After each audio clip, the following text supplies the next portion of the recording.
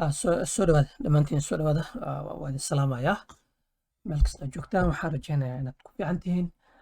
maanta waan faa'iidaysanaynaa waa casharadan excelka ah weye challengeigana maanta ama su-aasha meesha taalan rabnaa ka jawaabna waxa weeye dadaa lacag isku darsaday dadkan waxbay wada leeyihiin oo wadaageen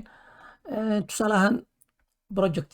ama company raba inay sameeyaan lacagay isku darsadeen marka qof walba intuu awooday oo keenay garata total waxay noqotay marka $28,209 waxaa rabnaa marka inaan percentage boqolkiiba qofka cabdullaahi oo kale tusaale ahaan boqolkiiba meequu ku leeyahay maryam oo kale boqolkiiba meeqay ku leedahay taasi waxay fududaynaysaa hadhowti markii lacagta ay shaqo gasho lacag dhasho lacagtaas kambanigu uu sameeyey marka la rabo dadka in loo qaybiyo dividend ahaan loogu qaybiyo qof walbeeto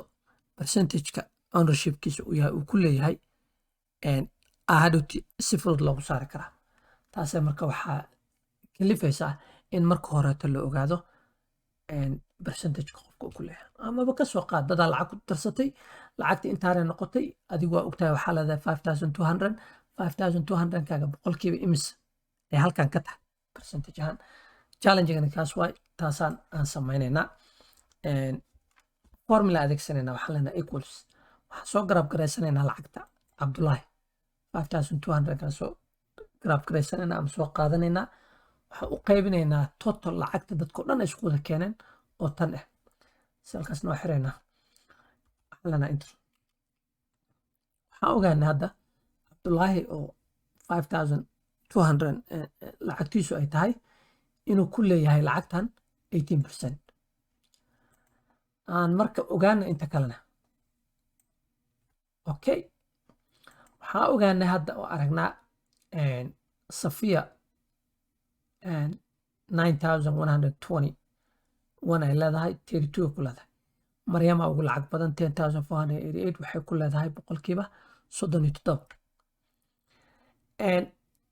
ka waran cabdullaahi marka wuxuu yiri waxaan keensanayaa another 5,000 marka waxay noqotay 10,000 inuu yeesho 200 wuxuu yeeshay marka 31% lacagtiis kore u kacay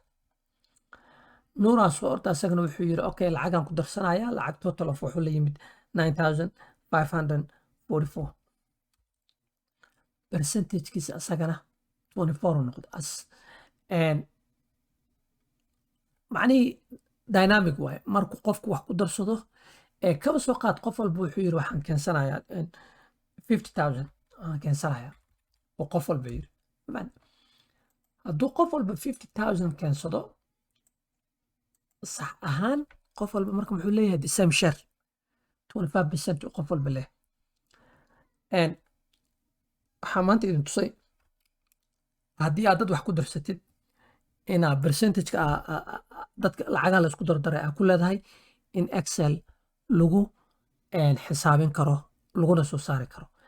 haddii ay isbedesho maxaa lacagtaadii oo ay hoos u dhacdo percentagekaagina hoos ayuu u dhacaya sida halkan ka aragtaan hadda kuwii kaleeto dhan waxay wada yeesheen 28% because waxay leeyihiin lacag isku wada mida meesha ugu jirto adiga laakiin 20 la baxday lafahaaga waxaa 30 soo noqotay ownershipka percentagekaagina hoos uu u dhacay